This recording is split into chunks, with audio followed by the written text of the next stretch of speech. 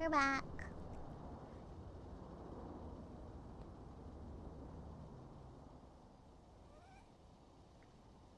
It's cheating time.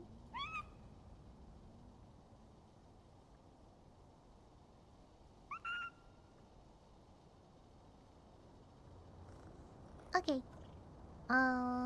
Music's gone.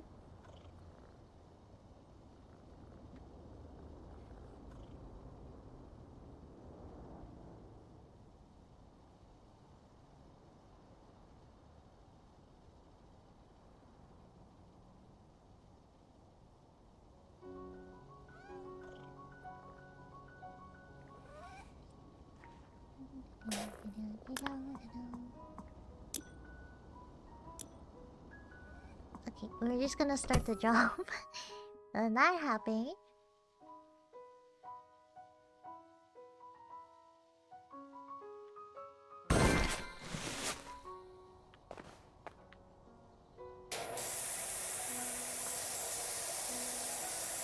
Let me know if this is relaxing or not.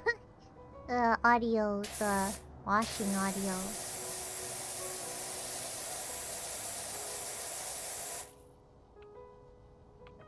Okay.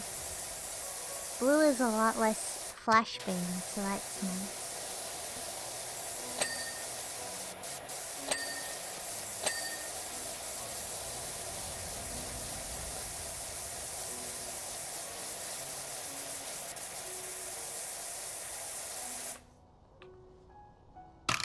What's the difference?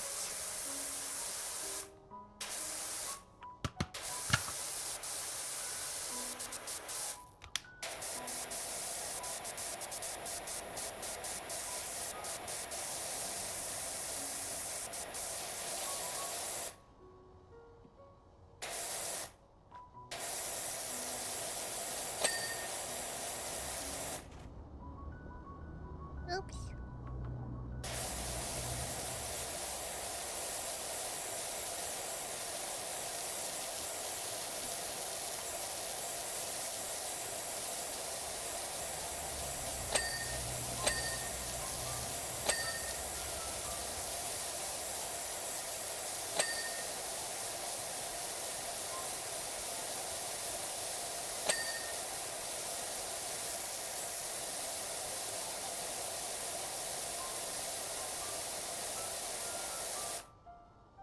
Okay. It's the water.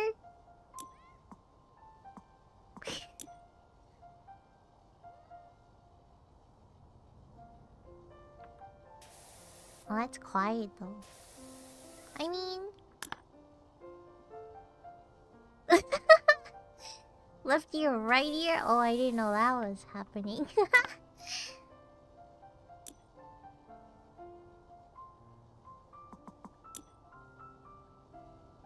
It's about efficiency.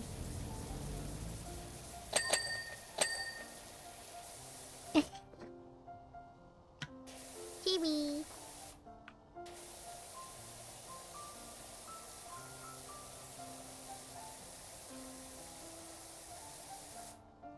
Okay, I'll go up and down then.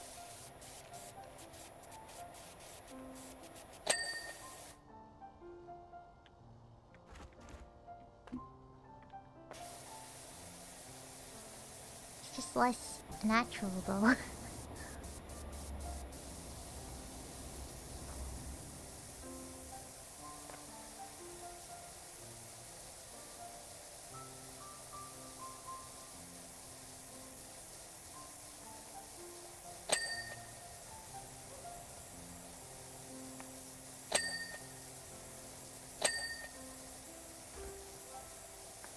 I don't know why it was like that. What, the left and right thing? I didn't have a problem playing. I don't think I have a problem either. It must be... like this. I don't know. I don't feel very differently about it, but maybe just through stream, it's weird. Welcome, Happy. Welcome back.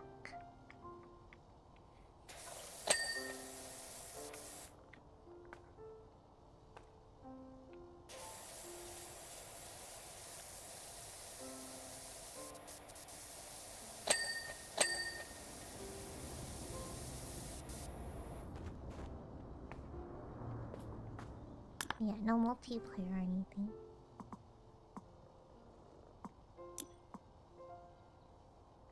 This is to restart, I think. But yeah, I heard, oh, reset unfinished tasks. So then you could see, like, what's super dirty. That's interesting. Yeah, I heard... Or I read the reviews about this one. For the most part, the same as the last one, which is good. Because it was good.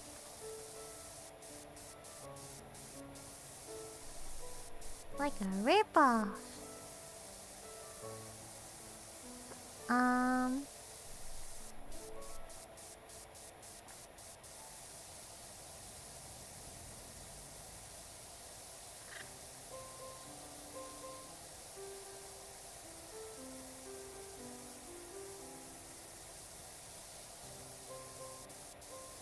But yeah, I heard the multiplayer didn't work apparently, but I don't know if they were just referring to the demo maybe.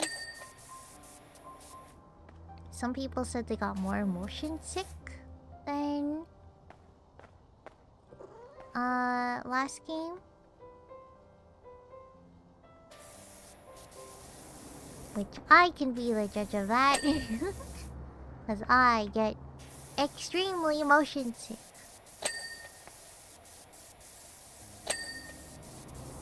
$8.10 RNG.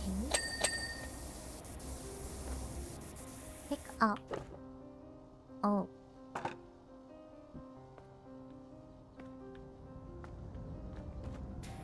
New genre, washer legs. They still didn't... they didn't fix the thing where if you... Like... Cause I mean like free... Free whatever. If you pick up a thing and drop it, you're back in not free mode. Oh, jumping is back? Okay.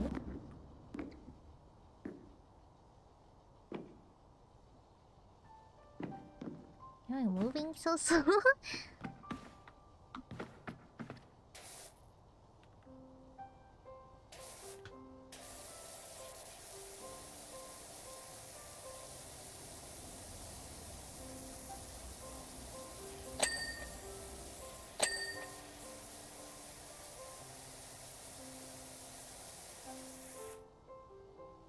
Motion sick is in this here.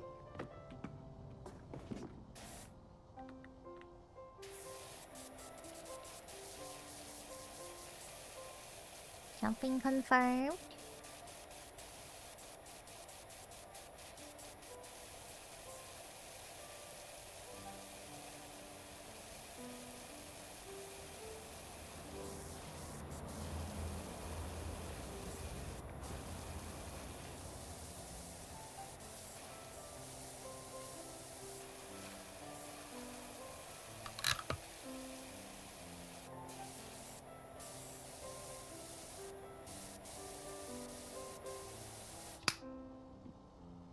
Not a huge fan that I think they took out...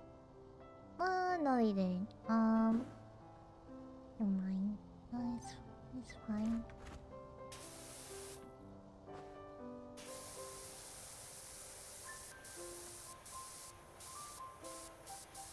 Also, the base washer is so powerful compared to the first washer in Power Wash 1.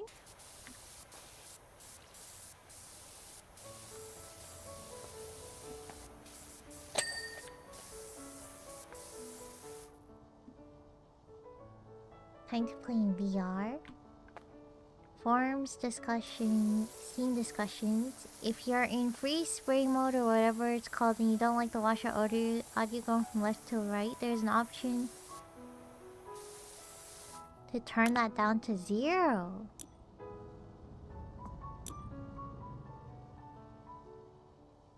Oh, that thing. This thing, got it. Right, mono and stereo, huh? Good. Great, well, okay. Good to know for speed runs. Now I can play recklessly. It's so much better.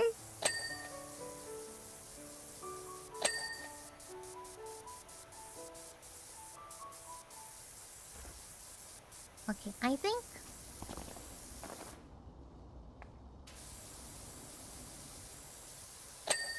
it's pretty good. Oh, does anyone know how long the Greninja thing is going on for Pokemon Z? I didn't look it up.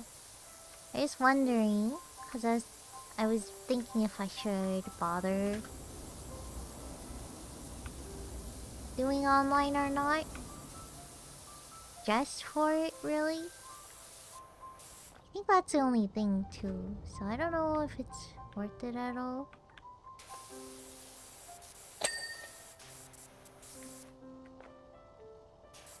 Oh, I'm surprised they didn't make you wash the back wheel. That's weird. That's how they get ya? To get the online. Oh, like, I have the 7-day code for online. But I'd rather save it. Like, if I just do like a stream weekend or if I'm playing with other people, I could just use it then. And then I'll just have 7 days anytime. I don't really want to use it for one event.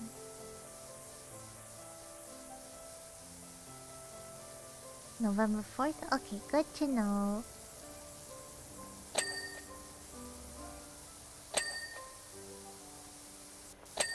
I'll have to look at the price for annual, maybe?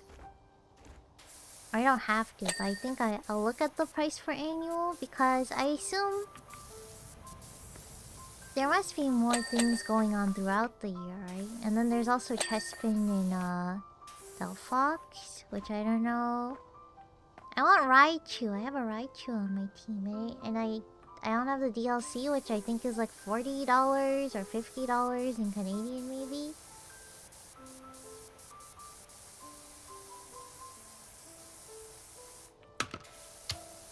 I wanted Mega Raichu.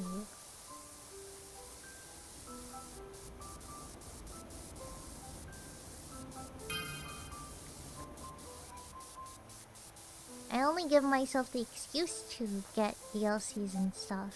Well, because I can play it and my brother can play it. But also, because of streaming, then I can play it on the stream.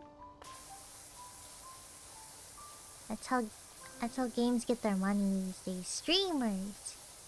Streamers buying things for content. So many streamers these days.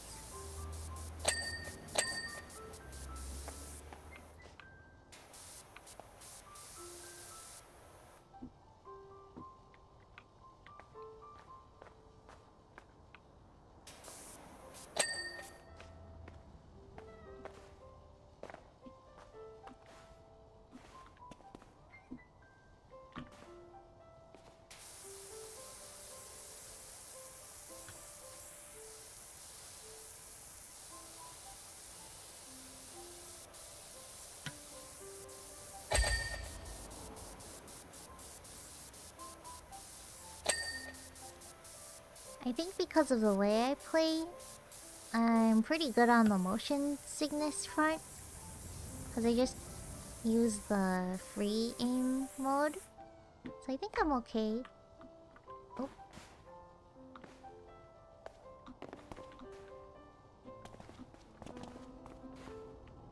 Online just for Pokemon FOMO. Yeah, I don't even want to use Greninja this time though. But I'm pretty sure it's pretty much locked behind online. Which is kind of crazy. It's not even behind the DLC. Or it might be also behind the DLC. I mean, I'm a big Greninja fan. Because I played it... I used Greninja in my first X and Y playthrough. And it's one of my favorite games. Pokemon games. But then I used Gyarados this time. So... You're doomed? I'm doomed!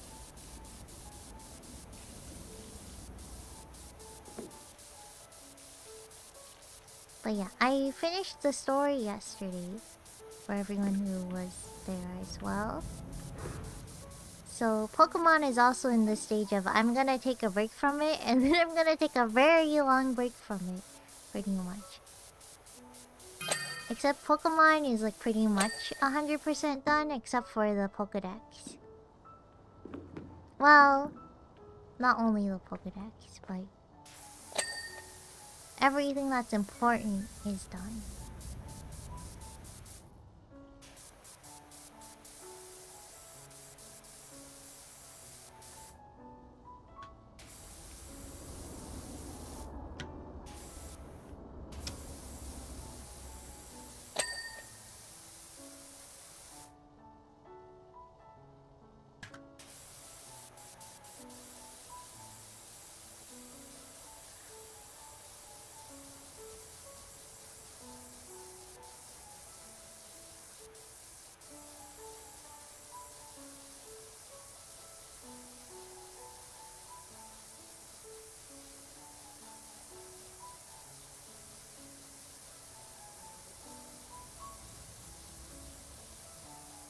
Man, I love Power Wash.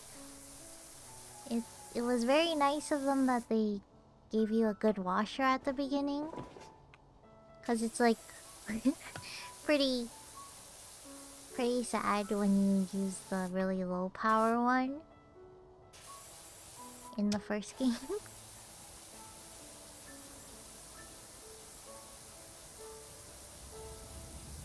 IRL. I watched back in Power Wash 1. I did see a sponsored stream where they sponsored some streamers and they made them power wash for real.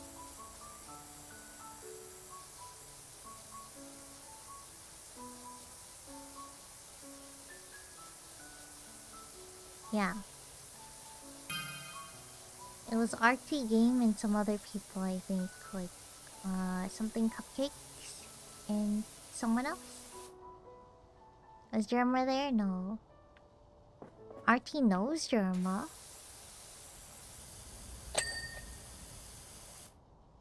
Welcome, Butter. Starter power wash tools were so sad in one, yeah. It was like a spray bottle.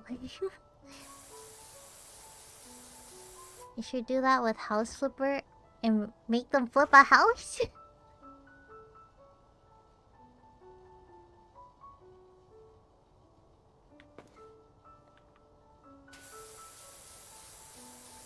Oh, and the DLC ones that make you do the low tier, right? It's been a while. Happy Sunday.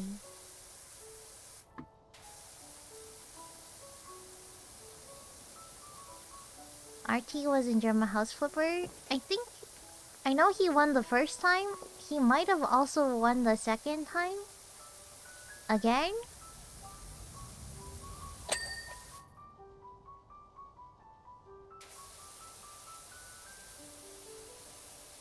I know he won with Barbie Dreamhouse the first time. And then the second time he was in a team, but I don't think I finished watching it. He lied with Barbie Lord?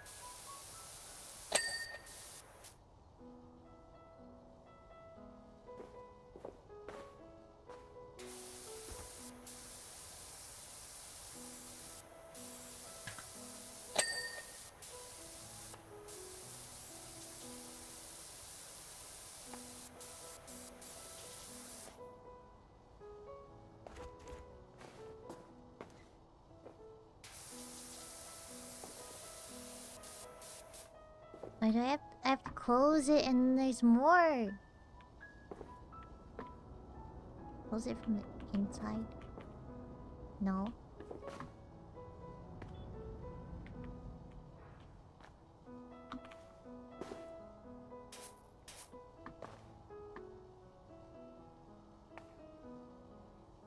The icon thing of the sturdy spot?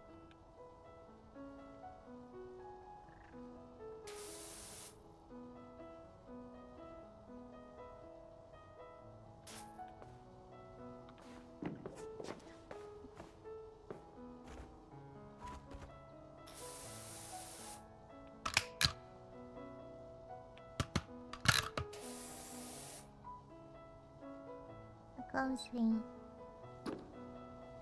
Oh, it's there in between.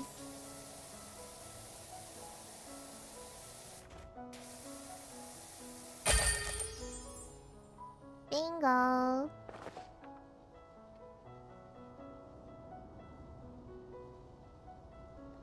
Man, you fell off power wash? There the dirt scanner? The thing that highlights it is here. Uh-huh.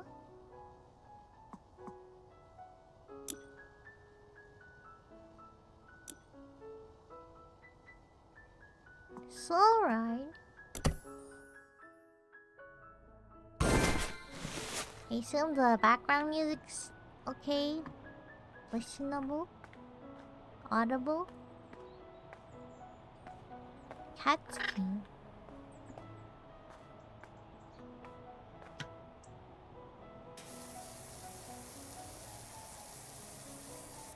Right? Okay.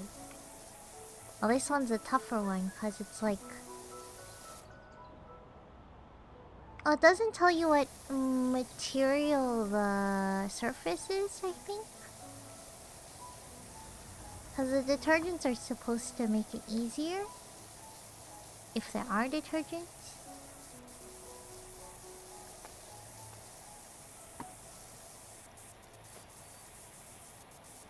This one's a tougher wash.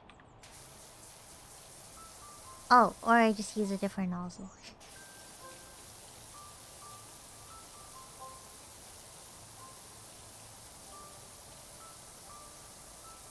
You can pet the cat.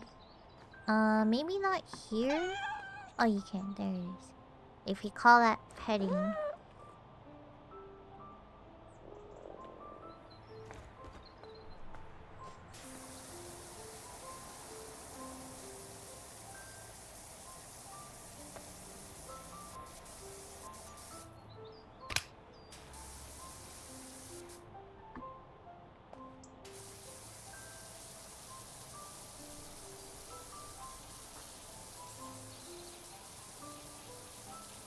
The price tag is 30 Canadian dollars on this game. Which I believe Power Wash 1 is 10, I think. It wouldn't make sense though, it'd probably be 10 less than. Maybe on sale. Yeah. I don't know. I'd probably have to look up how many levels there are and stuff. 21 USD? Okay. Yeah, it's about 33-ish Canadian dollars.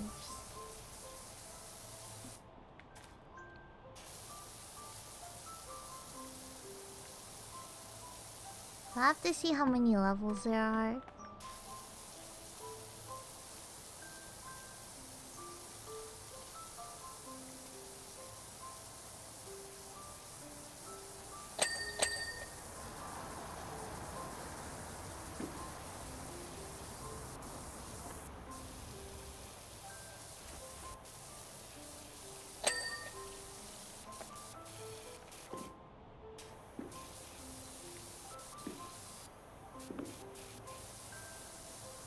I see, so the target tells you which thing. Then? No? Oh!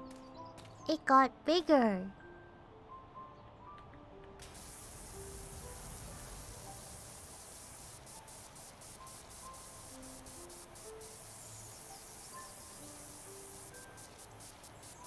Yeah, I'm glad I made it not orange. Surely it's at least the length of one? Surely. They gotta do the Silk Song thing where you give way too much content for how much it's worth. Cause I guess Power Wash devs should also be pretty well off with how much I feel like Power Wash should have made.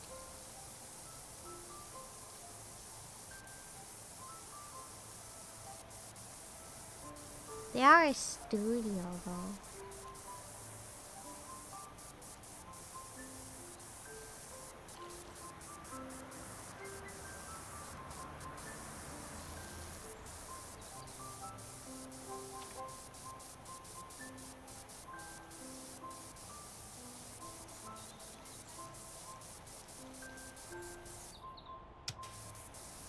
I kinda wish there was like a hold down toggle for spraying, so you don't have to hold it all the time. Not too big that I'll never finish. I guess so. Has to be finishable. 50 hours of content. Again.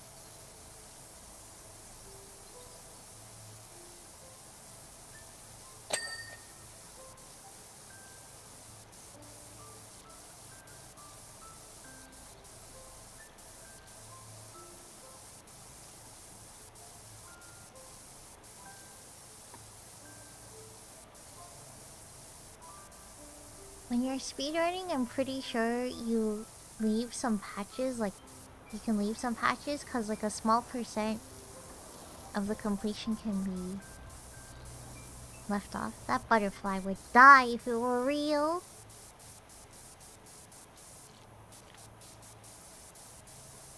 Like, not for a real person.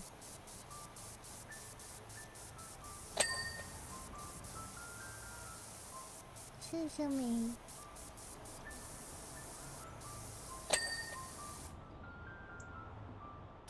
Oh! Right click. Oh! Did I just forget that's a thing?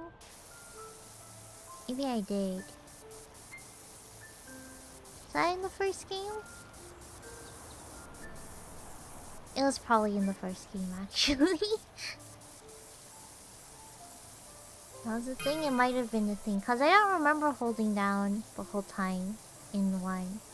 Yeah. I forgot! I used to play Power Wash so much.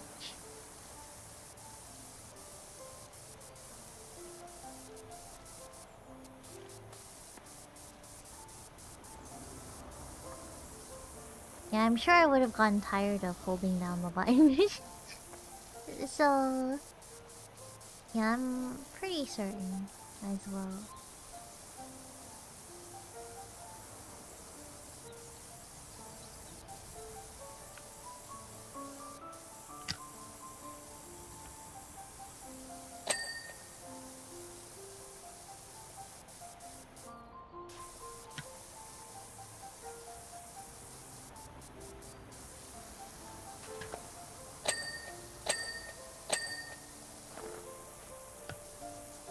Hello! Hi, next act. Welcome back.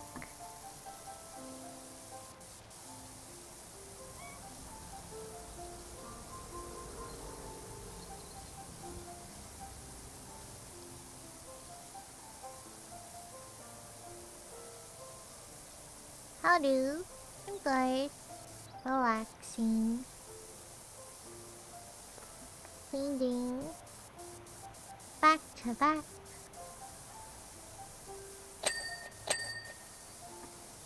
Monkey brain likes sting noises.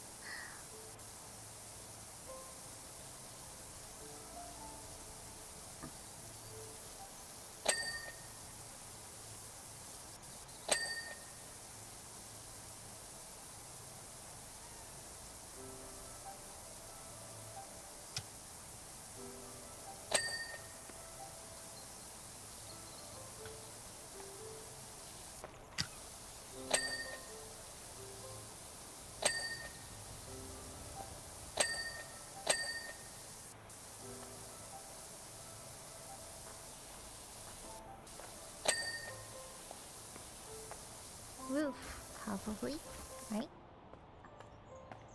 Oh no!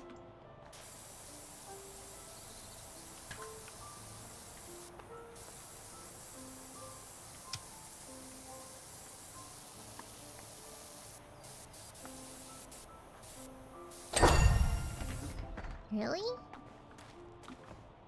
Why not the roof? I'm kind of confused. I feel like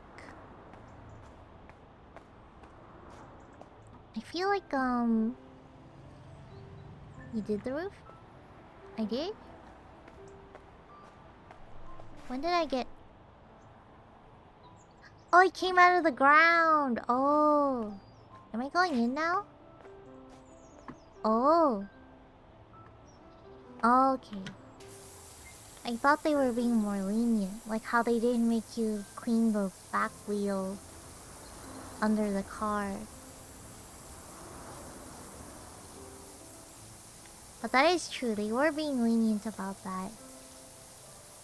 They weren't as ruthless with the cleaning.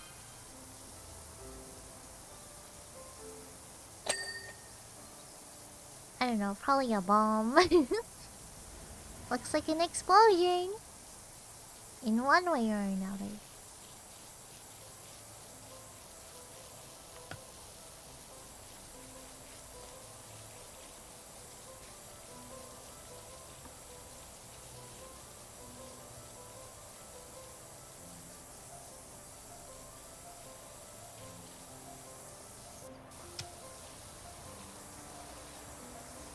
Why was this in the ground anyway?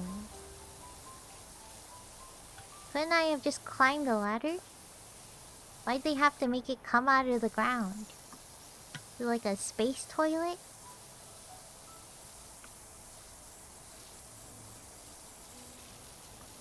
It's a surprise!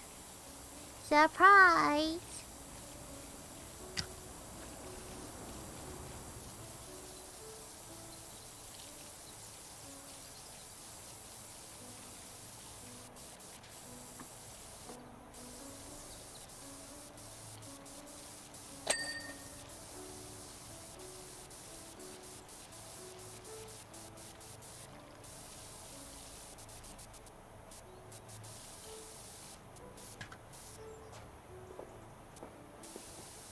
Oh. Oh.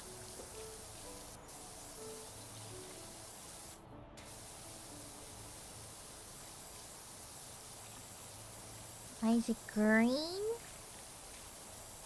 Oh.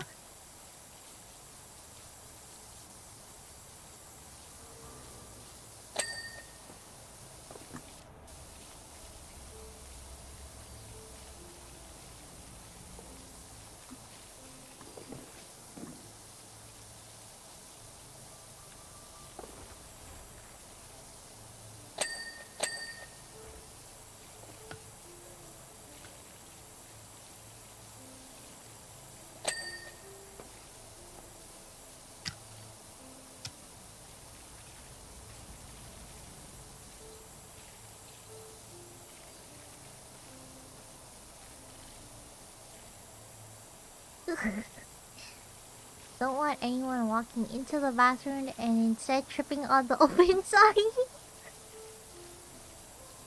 This is true. Oh, self-cleaning ones. Oh. Makes sense, I guess. Not sure why it has to be in the ground instead of a closed door, but...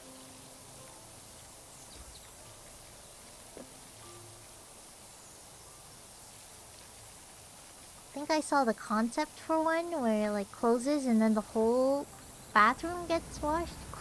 Open toilet seat.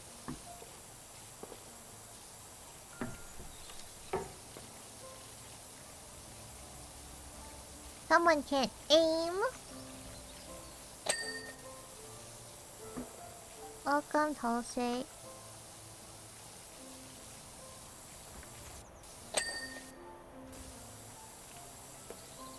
You're kinda cool. What's with this ambient butterfly in the toilet?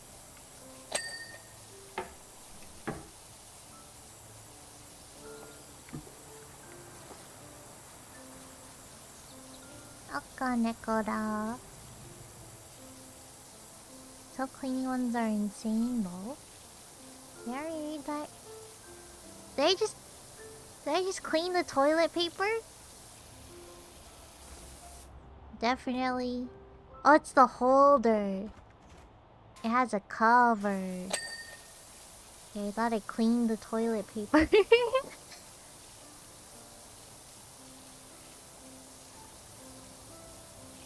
That's a space age toilet paper holder.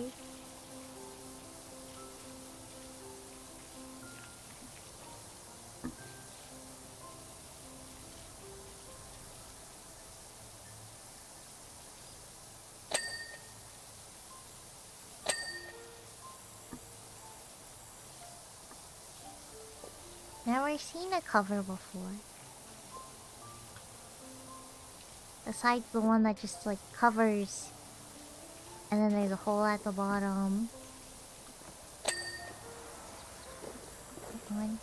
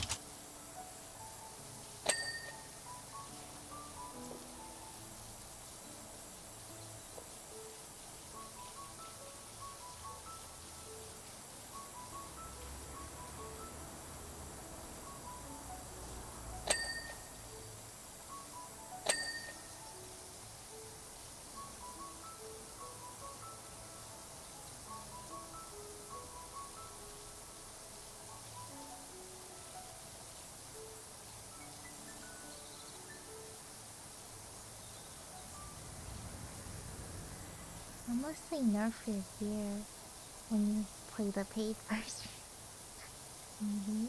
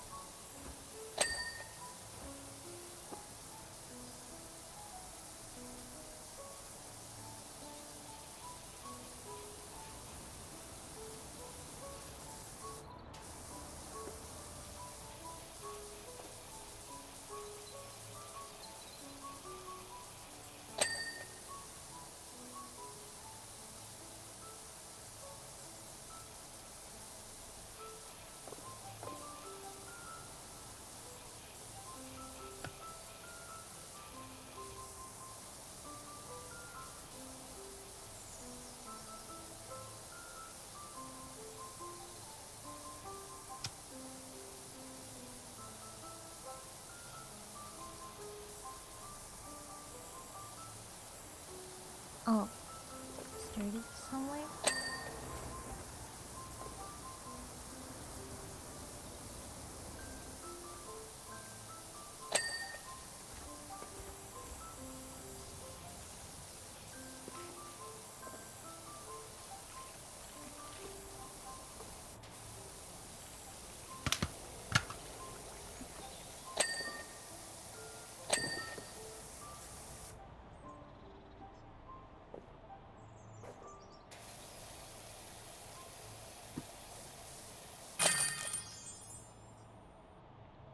New item.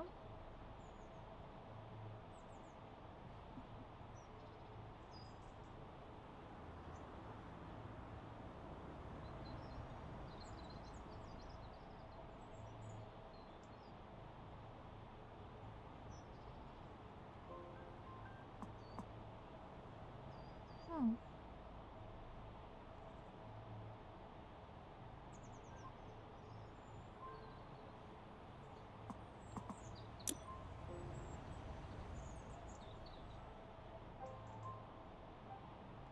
Oh.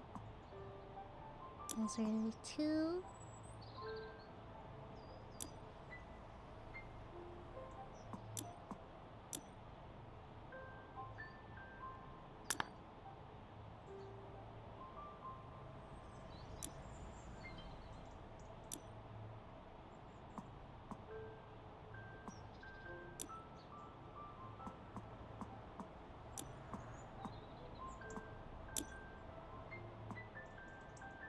Oh.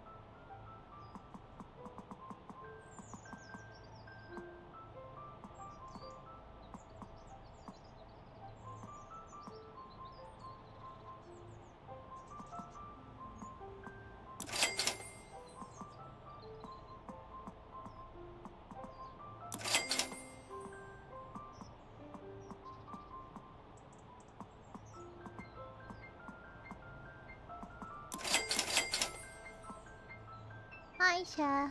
Welcome back.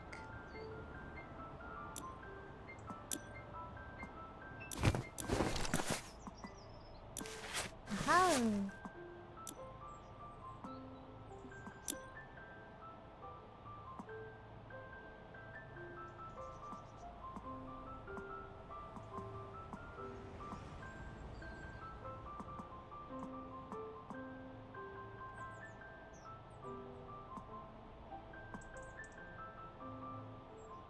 How am I? I'm good.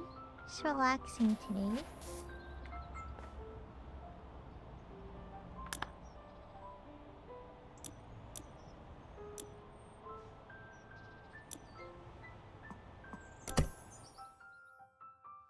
Yeah, it is red winds, I think. Uh-huh.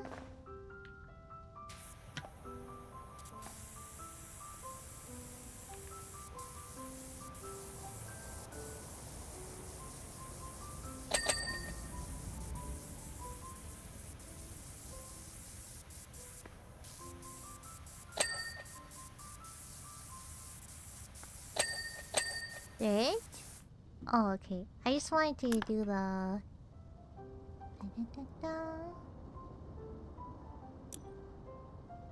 wanted to get a time lapse with my new gear.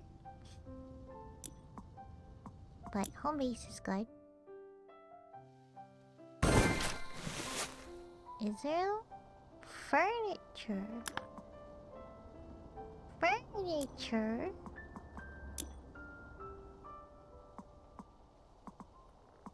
Oh. Oh.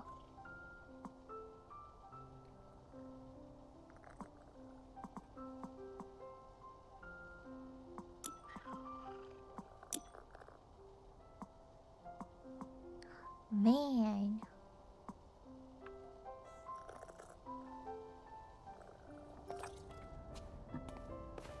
Is there some stuff?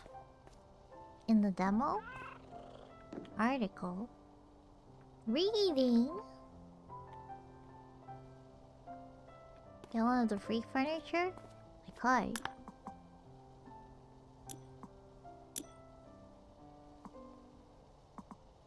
It's obnoxious couch.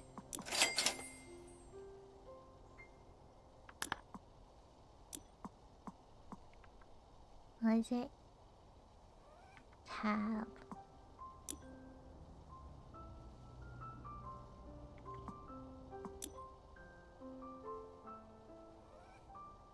Oh.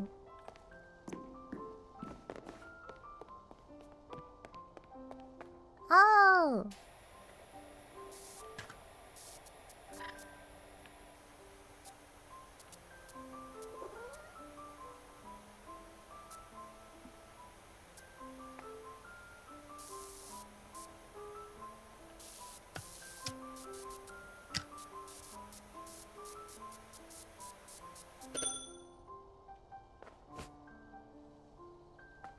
Oh.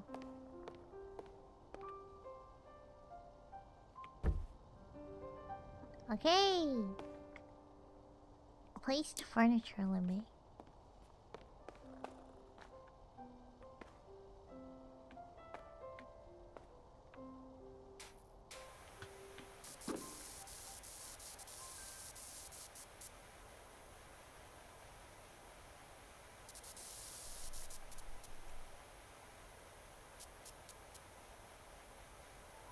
Mini vehicle missions. Yeah, that makes sense.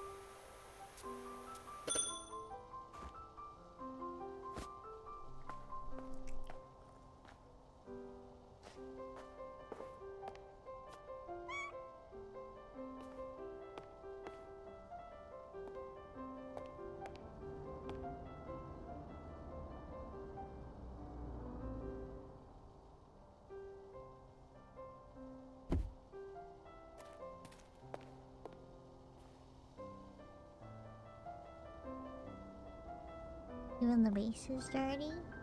Dirt monster. Hmm.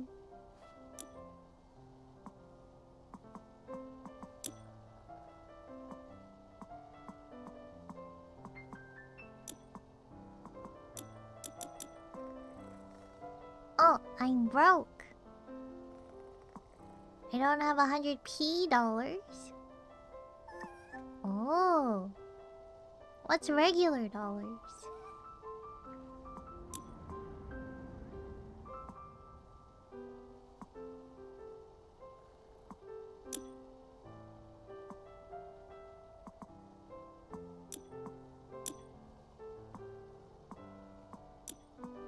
Oh, those are regular dollars.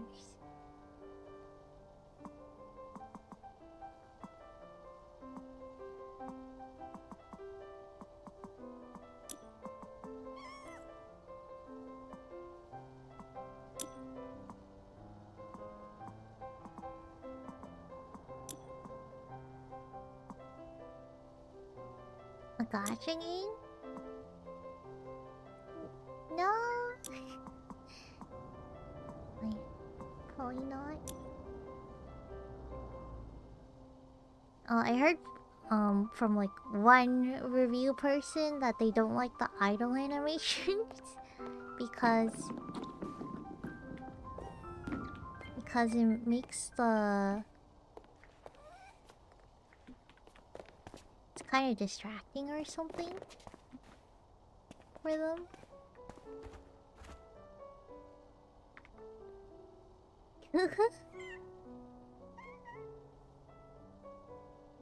So that's Power Wash with with this music and stuff, I could definitely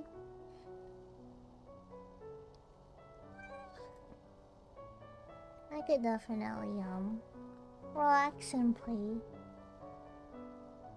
Like, probably.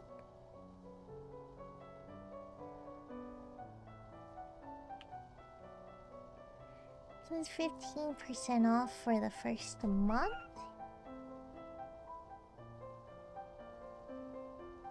Pretty typical. $28. Normally $33. Yeah, not recommended. Bought the game for the multiplayer and it doesn't work. Doesn't feel like the multiplayer was tested. Everything about it is a travesty, down to the UI elements around it. I can only imagine someone slapped it all together, assuming it would work perfectly. This was October.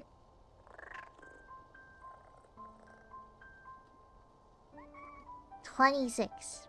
That's today.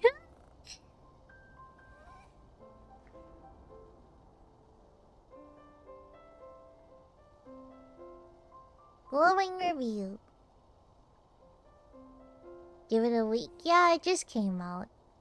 They'll definitely fix it, and it worked before, so should be fine. Rest of the game feels great. Plenty of QOL. Quality of life. Co-op was the main selling point for us until it's fixed. This review is negative. I think this review... Oh, I thought it might have just come out. Anyways. Gameplay is good, but multiplayer is extremely buggy. Seems to desync from the host.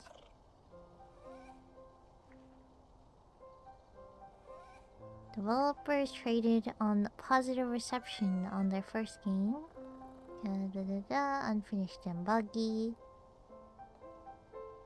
Not just a multiplayer and single player. As the game is, no cost point would be appropriate as it does not function as advertised. Will change if fixed in a reasonable time frame. Yeah. This would like, if it's like $15, I'd be all for it. If it were no discount, $33, that's steep. Okay, night midnight. Bed sounds pretty good. Spend 8 hours a day doing cleaning as my actual job. Come home and spend another 8 hours cleaning. Recommend. My brain has never been smoother. I'm in love with this game so far. Hundreds of hours in Sim 1. Easily one of my favorite games of all time. For severe anxiety and calm down. Oh, and it runs on Steam Deck. Okay.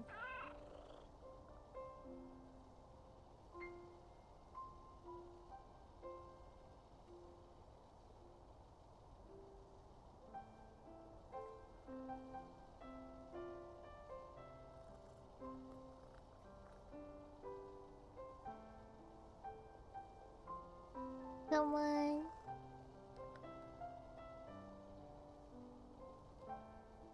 Today, as well said, had some issues playing, connecting at first.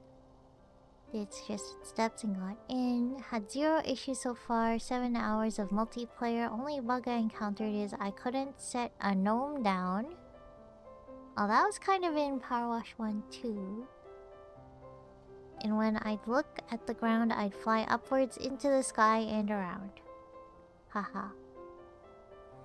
Was finally able to set it down and continue. Great game so far, can't wait for more. Interesting. Glowing review. Yeah. We're almost at 11 p.m. 10:52.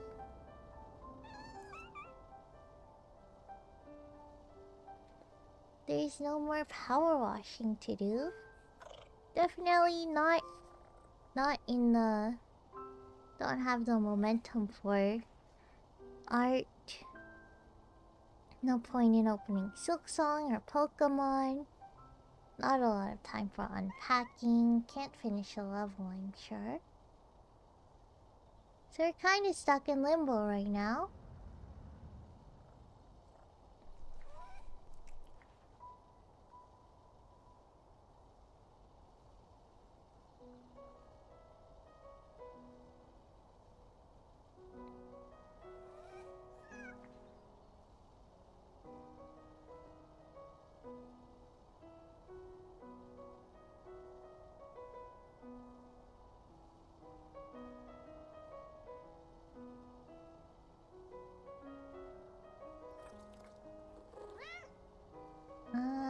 Yarlick just put out another Silksong task.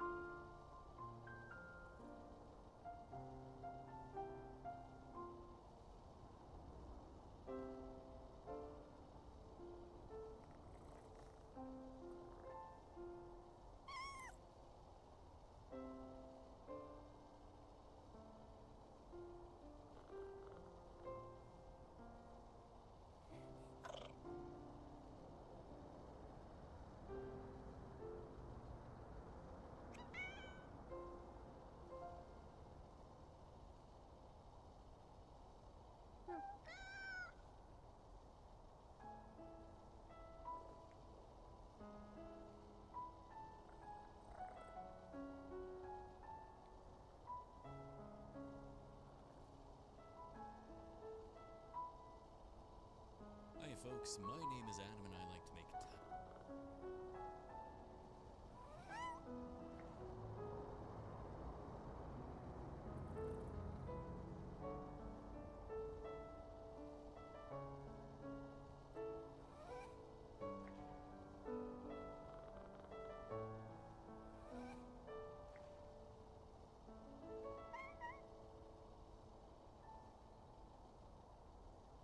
Hi folks, my Oh, right. I was looking at a video for Silk Song.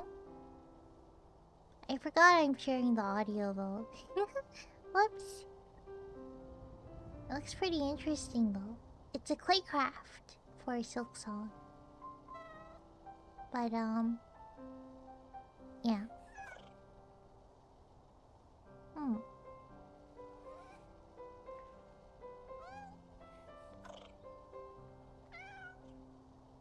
A what? Clay craft. It's a clay model or something. Or maybe not clay, but it's a model. Like, you know Studson Studios? He's funny. Gotcha. Yeah. It's a build of something. Of one of, the things in it. Looks pretty cool. Wanted to watch it. That's why I opened it.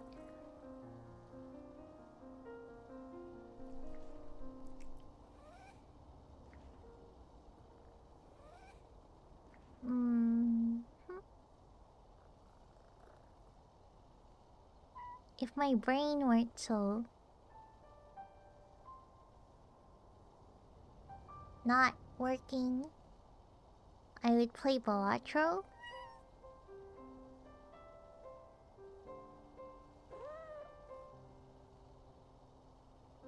I think it's not really working right now. Not Balatro time.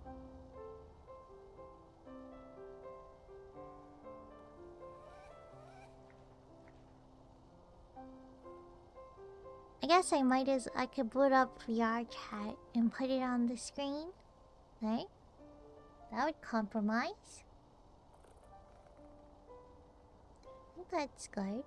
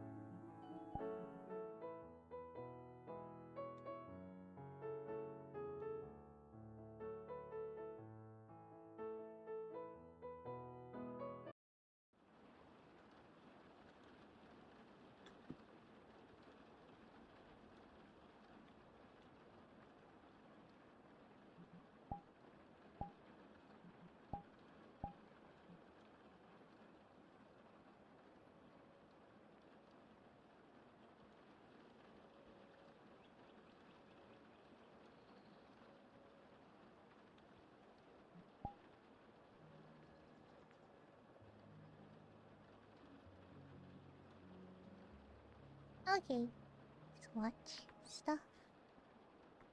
Hi folks, my name is Adam and I like to make tiny nerdy things. And yesterday the unthinkable happened. Hollow Knight Silksong actually released. So naturally, in honor of its release, I made a big ball of clay and I baked it in the oven.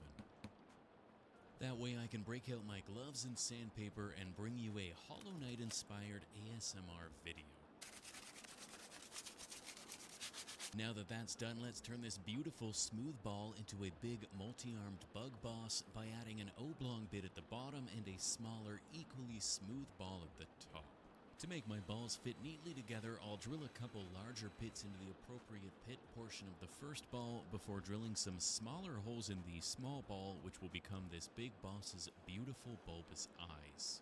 A quick fit check will let me know where the back of the head should be, and I can drill a larger hole in the back before quickly realizing that maybe gloves would be a good idea. I'll then add some connecting holes all the way through the aluminium skull so I have a place to fit these little warm white LEDs that I plan to use to light my eyes up. Instead of soldering them, I'm going to opt for the exceptionally lazy way of wiring things by jamming the connectors down into the silicone sheathing and heat shrinking it so it all stays in contact. Then I can fit these bulbs into the head and do a quick battery check before filling the eyes with some translucent clay that, when baked, should allow the light to pass through neatly, creating a lovely diffuse glow. I'll clean up the surrounding area where the drill bit tore the clay to shreds, then I can test the connection once more before tossing the whole head into the oven to bake while I get to work on the torso. In an uncharacteristic fit of pre-planning madness, I'll mark out the shape of the torso details before hacking away with a bunch of different chisels to get me a nice layered chitinous look. I'm not generally one for planning ahead, but I sometimes have to acknowledge that a bit of planning goes a long way in preventing my most egregious cock-up. So after a little bit of sanding to clean up the chisel marks, I'll do the same thing for the bottom bit, as well as remove my freshly baked head from the oven so I can plan out how to attach the pieces and hide the cable by running it through the body. Mostly this involves drilling strategically placed holes in the torso and the bottom bit, then gluing said bits together permanently with a healthy dose of super glue before realizing that I forgot to carve the detail into the head, which would have been a lot easier without a torso in the way. However, with the body parts bunged together, I can drill some little pits for future arms and legs, rounding the edges with a countersunk bit to create a nice clean line. Then it's time to add the remainder of the torso detail, starting with the collar wrapped around the neck, which begins life as a wormy dealy draped around the throat before being pressed and shaped into, well, whatever shape that is. A little spiky dealy added underneath the collar will connect the upcoming chest emblem. Then it's on to said emblem, which looks to be a pair of wings with extra wingy bits winging out from the top, so I'll start by building up the base layer of wings before adding some noodly bits coming out of the middle and draping up and over.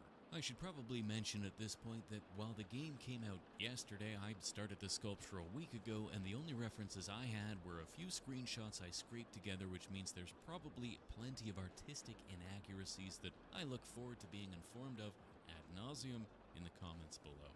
Otherwise, once I'd baked the body and locked the Imperialis in place, I cut some lengths of armature wire to size that will be the double duo of gangly arms and covered one of the arm ends in a big ball of clay that will fit neatly into the pre-drilled shoulder sockets, before adding a slightly smaller ball onto the other end.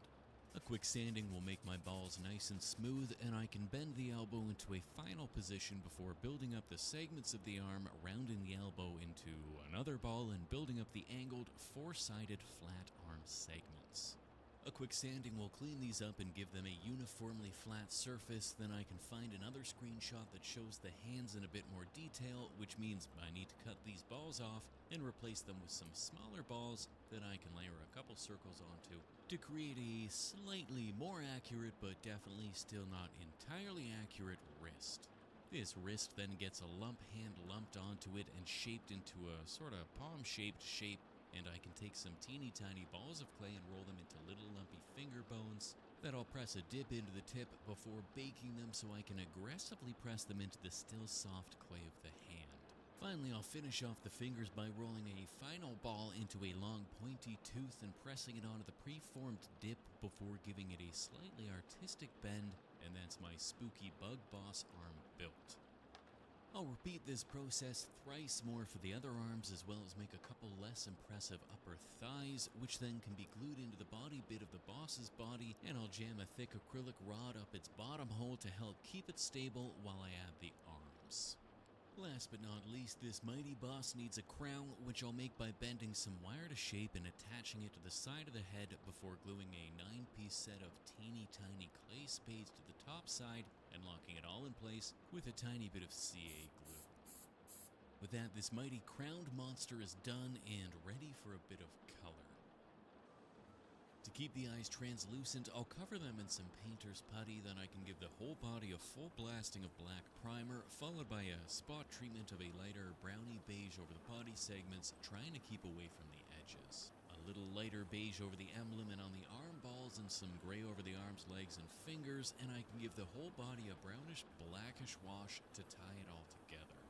With the putty peeled off the eyes, I can paint the rims black before breaking out the sponge to add a bit of texture, which I can achieve by taking the original color and gently dabbing it over each of the sections. While the airbrush makes lovely, smooth transition, it lacks texture, which is why I like to come back with the sponge to add that at the end. Finally, a quick check to make sure my eyes still light up, and that's one big, multi-armed monster finished, which means it's time to make our tiny red heroine. I'll start by taking a tiny metal uterus and bending the tubes into slightly curved horns, then covering it all in a thin layer of white clay. A little bit of blending and smoothing later, and I'm left with a lovely little hornet head that I can bake while I work on our princess's body. I'll take a little length of fine armature wire and wind it around my finger before twisting the leftover strands and bending the bottom sections into a pair of bent legs that I can mount in a pin vise to allow for easier sculpting. I'll then cut the top loop to create my arms, bending one back and the other straight up, so I can cut it off to create a longer neck, since I'm going to be hiding one arm under her robes anyways. Then I'll start to build up the black body before quickly realizing that it's going to be way too finicky, so I'll break out this Flex Flow liquid polymer and mix it up with some black acrylic paint that I can use to easily paint over the wires. This stuff will bake in the oven like any other clay, and it creates a nice flexible finish that's perfect for when I want to make an impromptu latex bodysuit. With the bodysuit baked, I'll roll out a thin sheet of red clay and cut a perfect little circle out of it that I can drape over the top of the body and press and poke and fold it into a lovely little red robe. I'll then poke a little divot into the top to create the collar that I can fit my fresh out the oven hornet head onto. And, well, that's pretty much it. Of course, I still need to make her sword, which I can do by taking a toothpick and sanding both sides flat to create the needle shape necessary for our little heroine's two-hander, cleaning up the shape of the hilt before breaking it off the tip and drilling a teeny tiny hole into it so I can fit a length of curled armature wire on to act as the handle. A coating of CA glue will lock it in place, and You I have can a glue it onto hornet? her outstretched hand. It's not an Nendoroid, is it? For added support. Finally, for the teeny tiny bit of Nendoroid's thread pretty wrapped cool. around her, I'll take some spare wire and strip off the plastic coating so that I can take a single separate strand that I can loop around my finger to give it a bit of shape before wrapping it through the eye of the needle and spinning it all to lock it in place. All I need to do then is some final painting touch-ups, starting with red on the robe, but being careful not to get any on her white head. I'll start with the dark velvety red as a base coat, followed by a couple That's progressively cool. lighter highlights to give the robe a bit of variation before painting her head white to hide my shaky I don't have knees them. and painting in her big I used to black keep eyeballs. Nendoroids in their Finally, I base coated her needle in black box. before Well, no. layering over some Usually silver open, no. metallics, and that's my Still little need to hornet open my heroine ready to Kirby's. face off against the slightly larger, slightly more limbed lava boss. Of course, that means I need to make a lava base for them to meet on. First things first, I want to make some rocks for Hornet to stand on, which I'll do by taking this lovely little aluminium turd and pressing 10,000 little clay balls onto the surface. A quick roll will turn the balls into rocks, and I can repeat this with some more aluminium turds to create a couple more rocks with added buggy effects. Then it's time to Oh, paint. resin statues are cool. I'll give my Bali rock a heavy blackish Usually more bluish dynamic wash to set than- the shadows and base tones before dry brushing a gold gray over top. Otherwise, that's kind of it. Now, I want to make sure the lava is glowing brightly, so I've borrowed this studio light that I recently installed in my non-platonic roommate's sewing room. It's the perfect fit, and ideally I can use it to light up the base and have it back on her wall before she ever notices. Of course, that means I can't just cover it in resin, so I've built a frame that fits perfectly around it, thereby creating a chunk of lava that should fit perfectly on top. I'll use a little dab of hot glue to hold the boss's butt rod in place, as well as some strategically placed aluminium tape and hot glue to keep the exposed wire resin free, so I can hopefully wire it up later without it being visible. I can then glue the rocks in place and set the whole thing aside while I mix up my resin. Now, over the years, I've made just about every mistake possible when it comes to pouring resin, and my plan is to really lean into that combined knowledge of mistakes to take just full advantage of all those errors in the hopes of creating an intentionally bubbly, messy final result. To that end, I'm mixing up some quickset resin that has a maximum depth of 1 centimeter with the intention of pouring it 3 centimeters deep. I'm also adding way too much ink and mixing resin brands in the hopes of really messing this thing up. In fact, the datasheet says that it takes around 48 hours to cure, but I managed to get my resin to completely cure in less than 5. And you know what? It's so good. It did exactly what I had hoped that it would do, and it created bubbles and ripples and deformed itself and shrunk, and it's left me with some of the best looking resin lava I could have hoped for. Sure, I lost some of the orange coloring since it mixed itself up while it was bubbling, but all in all, I couldn't be happier.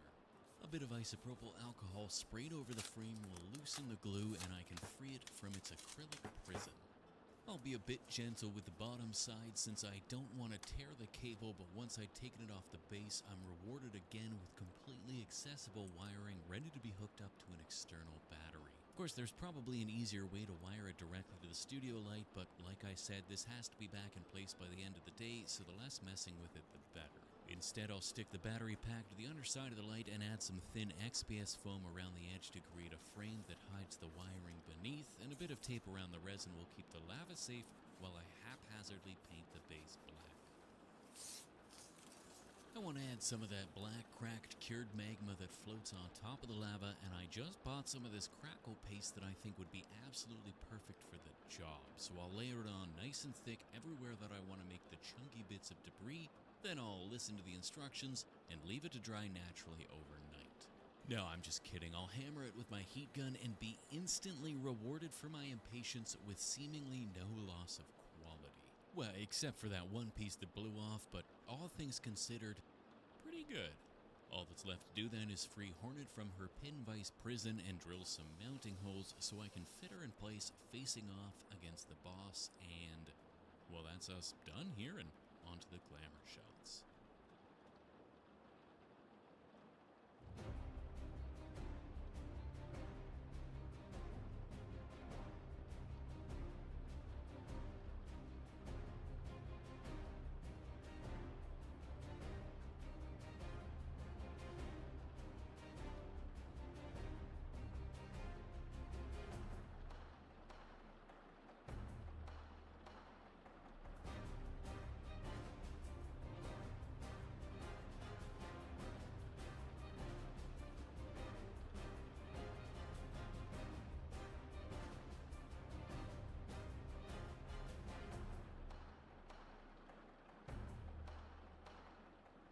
As always, a big ol' thank you to those gems over on Patreon, and a special hey how are you to the newest of them. I love you Darcy, Clay Peta, Jay Cullender, Saria Roy, Spooky Dad, Riley, Healthy, Quadris, Ian Maple, Miss Disturbed, Oliver Power, and Quinn and Eleanor. You are the hundreds of little round rocks upon which this hornet of a channel stands. If you're here watching this video instead of playing Silk Song, then thanks, I appreciate it. Otherwise, we'll see you next time.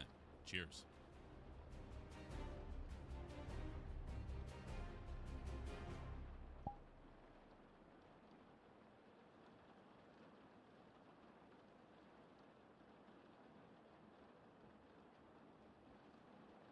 This video brought to you by the support on Patreon. Hey studs, welcome back to Studson Studio. Today I'm crafting this Howl's Moving Castle model out of junk and whatever else I can conjure from the trash can. So, We've got a lot of work to do.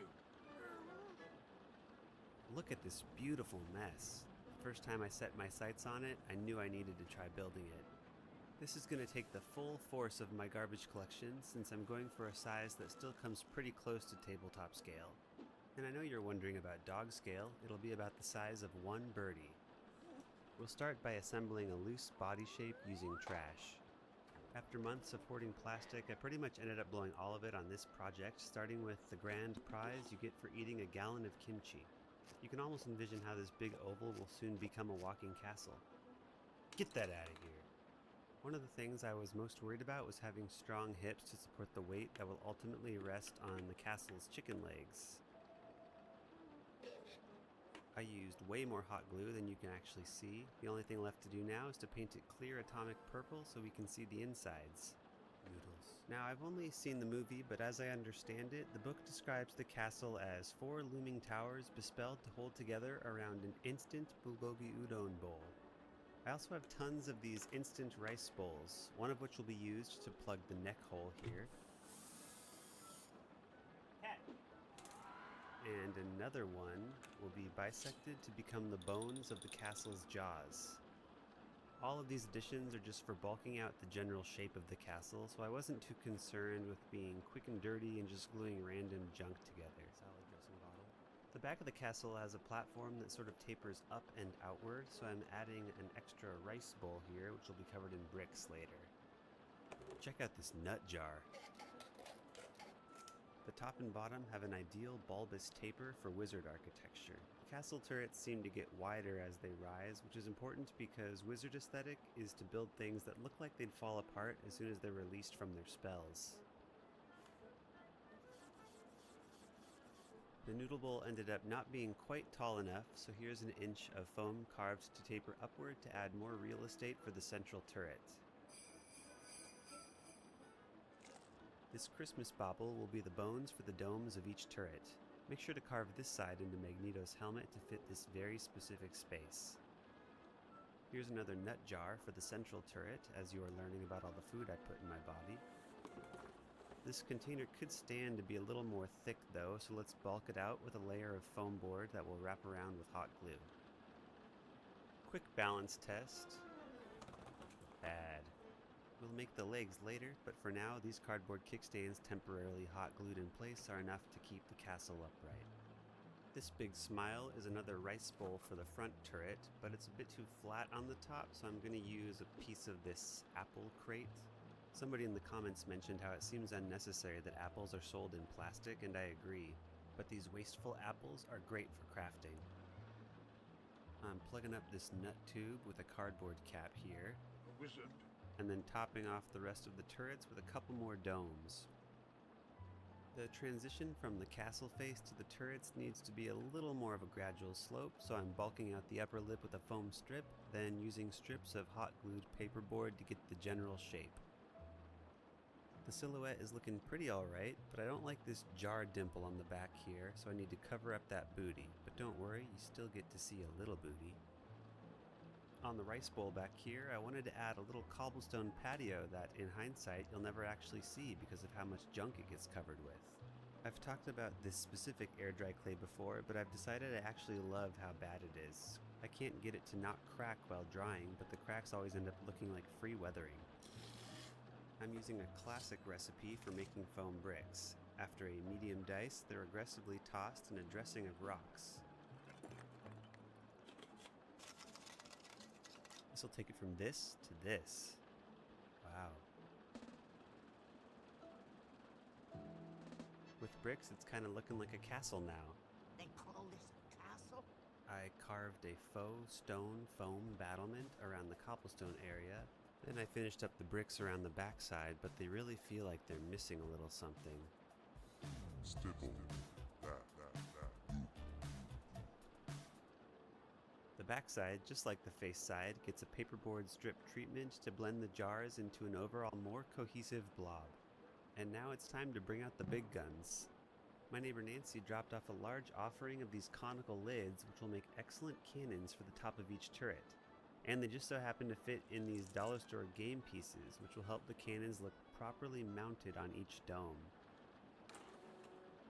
It was hard to film this next part because the clear plastic is kind of invisible to the camera, but for each dome I cut up pieces of this apple container to make mini overlapping layers of metal plating.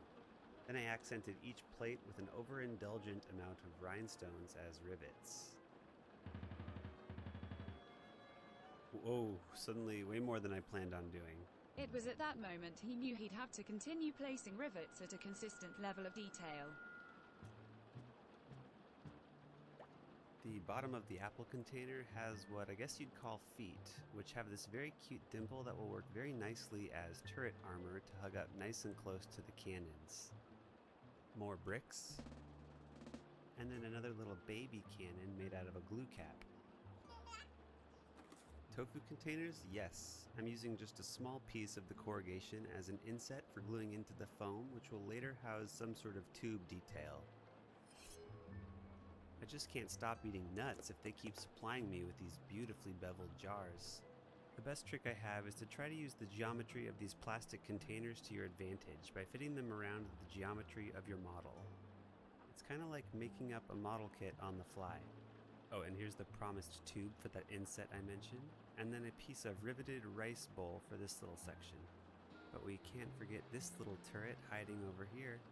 The cannon, I believe, is a piece of a plastic spray bottle. No rivets? Rivets. Now we're flipping back over to this turret, which confusingly looks like all the rest of the turrets, but hopefully this context helps as we jump around to various sections of the model. This tower, like the others, features cannons and overlapping pieces of recycled plastic as metal plating. If you're a gunpla builder, you might recognize this side skirt from the Ultron Gundam, which I'm using as a little input where a pipe section will be connected to later. Next we'll need a fire demon to help bend some plastic. Oh, what a pretty fire. This Gundam beam rifle is now just some generic pipe detail. Do you like my bracelet? It's just some plastic and rhinestones that will be more flattering on the castle as a strip of riveted metal to help break up these two sections. Hungry. Oh, did you know you might have some crafting supplies in your fridge?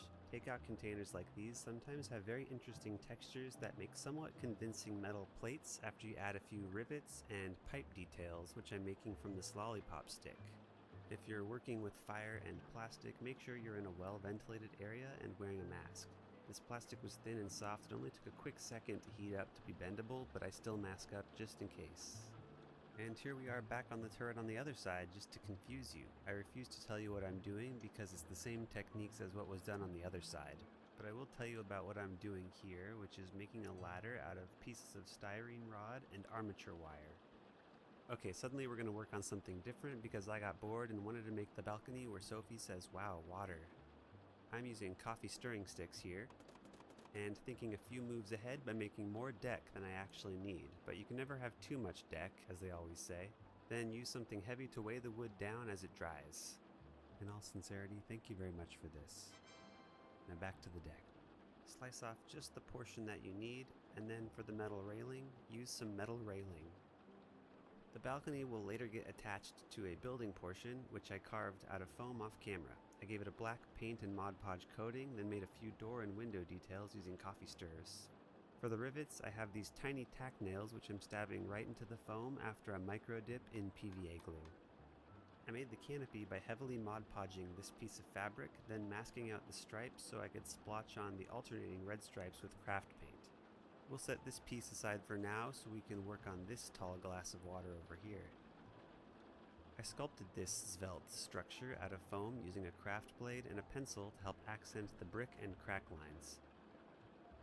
For the roof, I made rows and rows of shingles using a method I first learned about from Eric's Hobby Workshop. If you alternate the shingles like this, you can give preferential treatment to just one row of shingles with a little trim, which will add a lot of nice variety in shingle length once all the rows are glued down. I made a set of window shutters by splitting coffee stirrers in half, then gluing them down with a wisp of breathing room between them. The other windows are too round to use coffee stirrers, so I sliced out the window panes using a craft blade and some scrap paperboard. For the bottom of the building, it's more coffee stirrers, then chunks of takeout chopsticks cut to very specific lengths so it could nestle right up against this turret. Uh-oh, I'm lost. Computer, show me my build progress. Cool, we've done some turrets and these two buildings. Keep an eye out for this throughout the video so you don't fall too deeply into the unending void of details. Now let's go get lost over here. I was very excited to find these nostalgic beauties at a secondhand store the other day. These will add some nice roof variety, but I also think fish scale shingles give a nice cozy Ghibli vibe. They also give a nice Ghibli vibe. Next, for this little platform down here that I barely noticed at all, I'm using a plastic lid as a base, tailored to size with some plastic snips so that it can fit the castle's oblong booty. After a layer of bricks and a layer of modeling paste, I wanted to add a floor and underside using air dry clay, and I remembered there was a comment a while back that mentioned adding PVA glue to the clay to prevent it from cracking, and after a very sloppy application, it worked kind of okay, though it did make it way harder to sculpt. I let it dry a little bit, then just decided to glue it in place and let it do the rest of the drying on the castle. Hey, what do you think the function of these curved pipes are? They kind of look like human ears to me, so that's what they are, and that's music to my ears. I'm outside now because I needed an extended plastic melting session. The wind. Calcifer only obeys Master How. It took a bit of patience, but the wind frustration definitely beats indoor lung damage. I also have some of these interlocking pipe toys, which I ruined with fire in such a way that I could glue saxophones and pipes together into something vaguely ear-shaped. With a little bit of epoxy green stuff, I made it look like it's been repaired and patched up with metal plates. This has the added benefit of hiding actual seams as well. Alright, ears done. Who's ready for tongue? Ready! The tongue looks like it's made out of overlapping metal plates. I think this milk bottle should be a good starting point. I prepped the bottle by cutting out all the rings at their deepest indent to use as the tongue rings. But I can't remember what this thing is. It's on the tip of my tongue. Oh, saxophone. I'm using this segment here as the tip of the tongue, which I'm gluing to some roughly carved foam to use as the tongue bones. Basically just a structure to hold the plastic rings. Then I'm sliding my way up the tongue with larger and larger rings that get wrapped and secured with hot glue. 200 rivets later, most of which will be hidden deep in the throat, and the tongue's done. And hey, as long as we're working on details you might not ever see, let's fill out the mouth with a bunch of wood and bricks. For the mouth floor and palate, we're going to pop into some prangles, and as they say, once you pop, the fun just continues for an indeterminate amount of time. If you don't have prangles, just gluing a bunch of broken coffee stirring sticks to paperboard works too. This was a lot easier than trying to glue the sticks directly into the mouth, but I'm going to tell you right now that I really regret not painting it before gluing it in there. And the back of the mouth is air dry clay that I rolled over with a brick texture roller that also will be a nuisance to paint. Continuing with the list of face details, we're going to tackle the nose next, which is one of the more iconic details in my mind. I've already started harvesting this Gundam for this project, so why not borrow its back skirt, which is already a beautifully detailed 5-sided polygon. I drilled out a couple nostrils, making sure to tear up the plastic along the way, then accented each nostril with a delicate slice of this shampoo pump bottle tube. After rivets and a couple more gunpla pieces, it's a nice little pig nose. The game plan here is to cover up all this paperboard with plastic, kicking it off with this piece from that plastic apple container, which is really just some base structure to help mount the nose to. For the eye sockets, I'm using 2 of these dimple pieces from the apple container, then adding on a couple plastic tile spacers, but just the ring section. This will add some strength, but it's also a new convenient place to add rivets. And I almost goofed and put the eyes up here before realizing, nope, they go here. For the corners of the castle lips, I glued a bunch of coffee stirrers to a piece of paperboard, hot glued them in place, then got ready to make those kissable lips. The curved ridge on the bottom of this thick plastic salsa container should provide some structural stability to the bottom lip. One technique I did occasionally was to cut tiny windows into the plastic so I could hide details behind it, such as this Gundam fist punching out of the hole to add some subtle detailing. Everything was made nice and rough with a good sanding, so each piece held strong with just a bit of CA glue. And then for the chin that is mostly obscured on the underside of the mouth, I used another one of those apple container domes to round out the whole thing.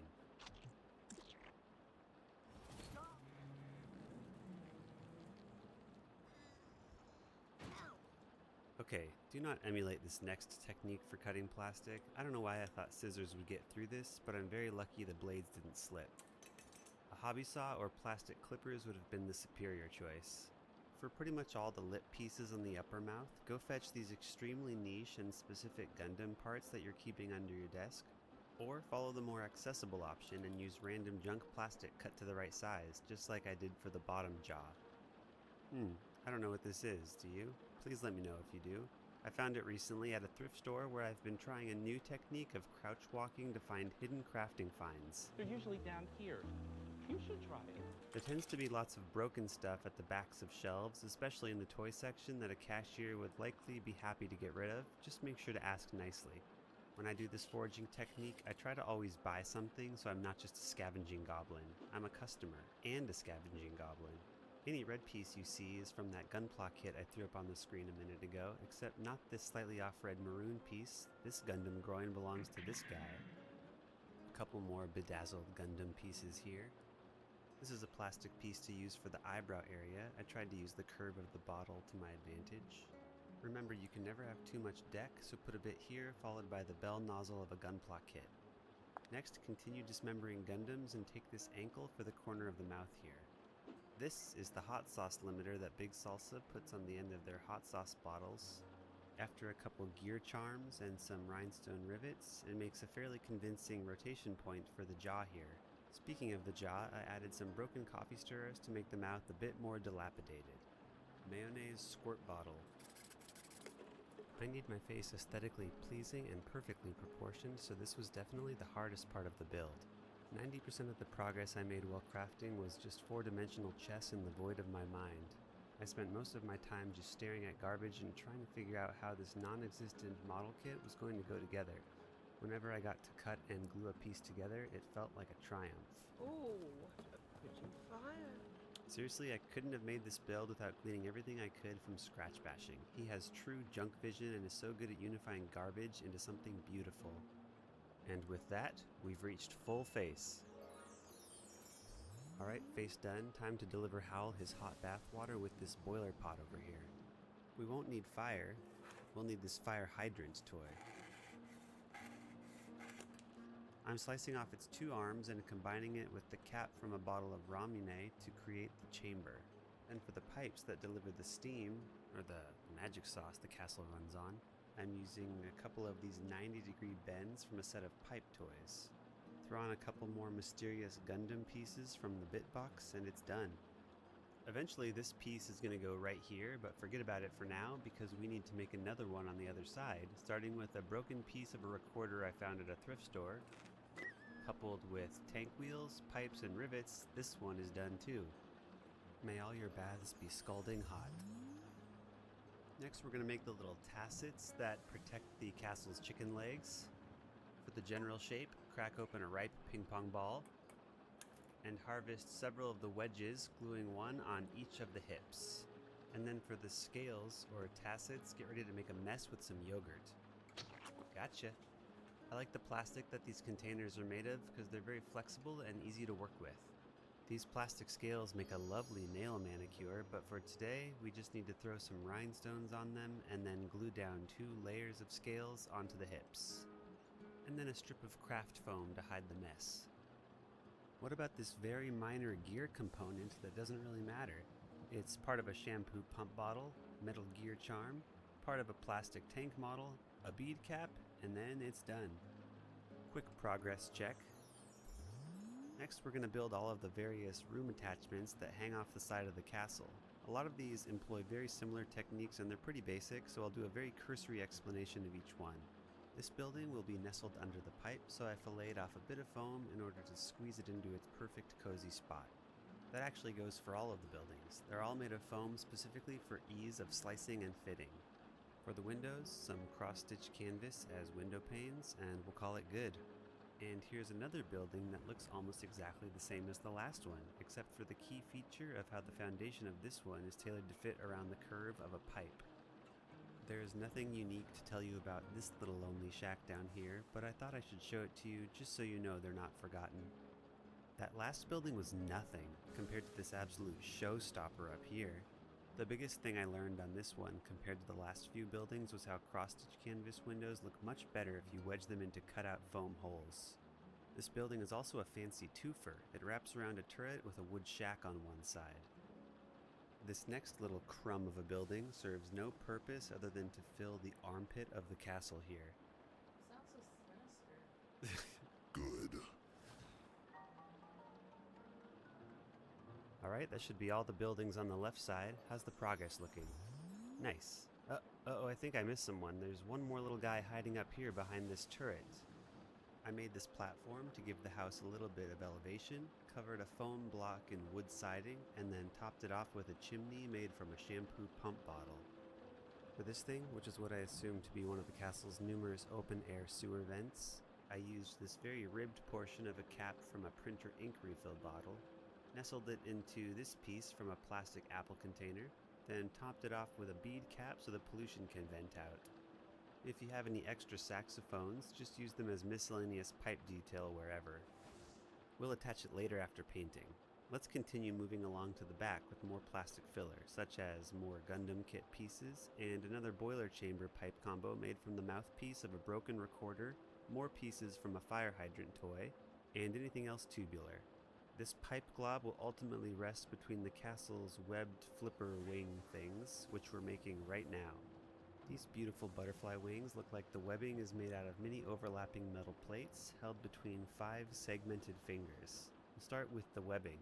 I've been saving a lot of these takeout containers because I really like the ridge details on the sides. I cut and sanded a bunch of pieces like this, and after lining them up, these boneless wings are almost ready to take flight. But I prefer my wings bone in with an armature wire skeleton hot glued at the joints.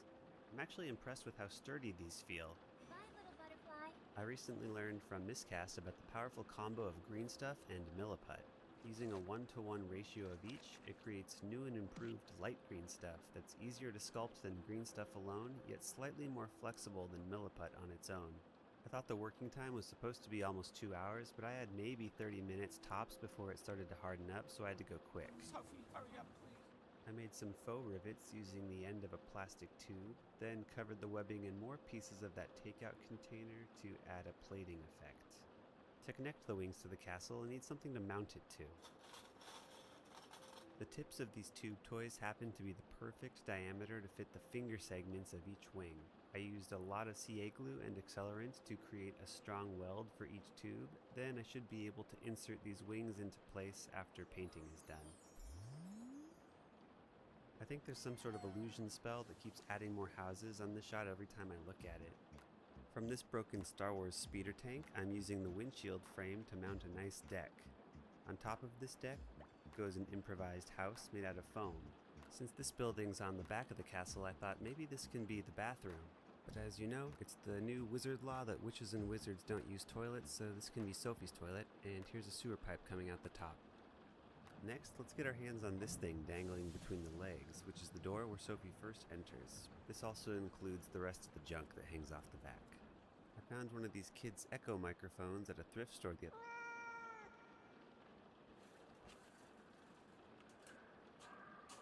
Sometimes I ponder the moral dubiousness of an adult depriving children of potential toys just so I can take them home to break them for crafting. These pieces kind of look like an industrial vent to me. I mounted them on a piece of chipboard to match the width of the castle, and then added a little maintenance door for this section. Now time to fill out this deck with a bunch of sticks. The texture on coffee stir sticks is a bit too smooth on its own, so I taped a bunch to a box and roughed them up a bit. I filled in this section with a piece of yogurt container plastic. Then here's a thing I found on the ground and I have no idea what it is. Kinda looks like a metal beam, so I'll add it right here. I drilled some holes for inserting some OSHA approved railing, even though Howl's fines are innumerable. Then I pre-glued some stirring sticks to a piece of paperboard for a top deck. And here's a cute little stairway. Isn't that wonderful? I accidentally extended the door past the top of the deck, so I'm adding some foam and plastic to help transition between the height differences. Then I added a bunch of bricks to help transition it to the rest of the castle.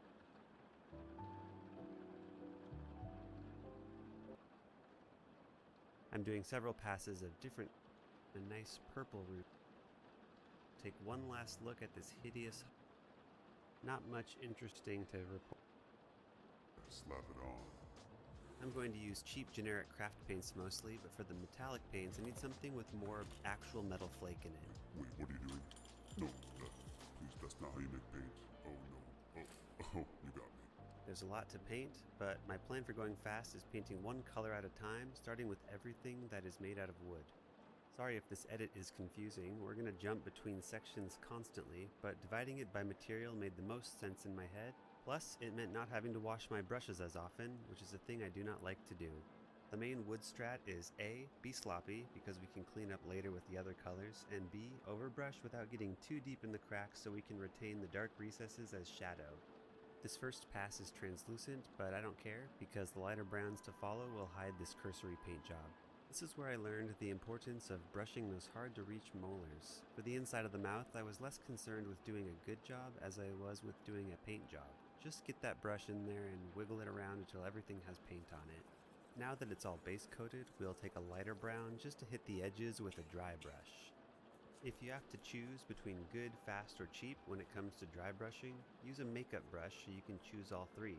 It does a decent job, knocks out everything very quickly, and requires very little thinking, only wiggling a brush.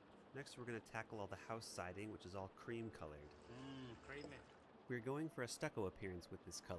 I don't remember the specific name of this shade though, do you? That's bone. Oh right, bone. It took about 3 coats of creamy bone to cover up the primer, but you can use any shade of almost white that you have on hand. Look at that subtle off-white coloring. The tasteful thickness of it. Howl, you're gonna make me blush. You're so supportive of my painting.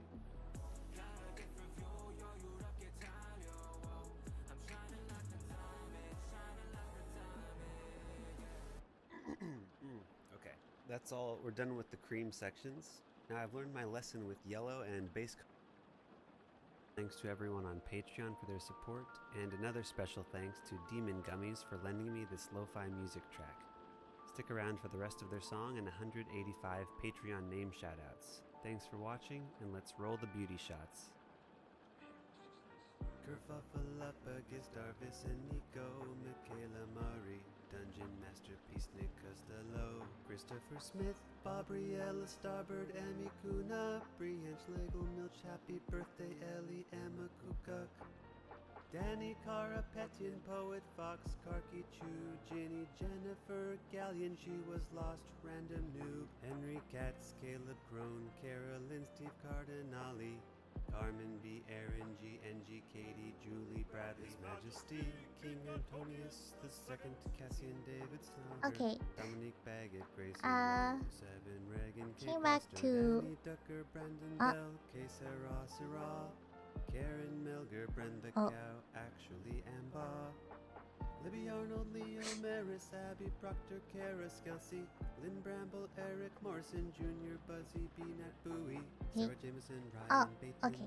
Randall Young, Nick Squirrel, Kaimana, Twazon, Leslie Young, Messiah, Strauss, Nintendo, I came back just to wrap up.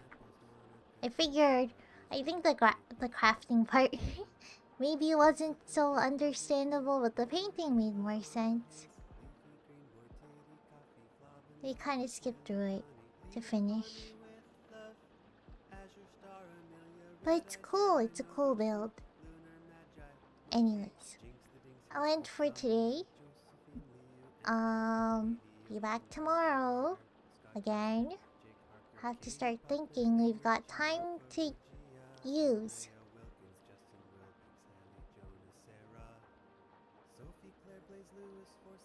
So good night, everyone.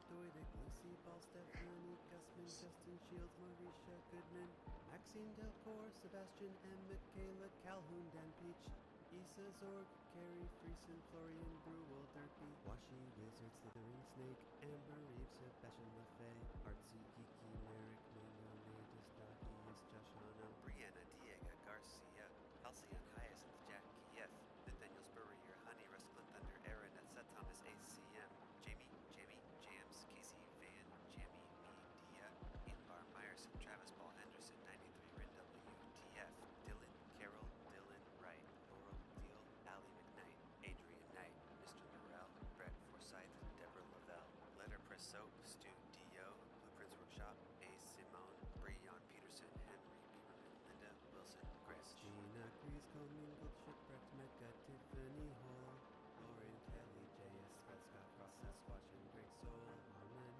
Patricia, James, Croots, Jade North, Flocku, Tatra, Luke, Gambel, D, Ports Jr., Annalise, Pepbrock, Anthony was here, Johnny Boy, Kayla, Littlefield, Jenna Hill, Sarah Lynn, Sarah Cropley, Hannah Robinson, Lisa Copeland, Dana McCall.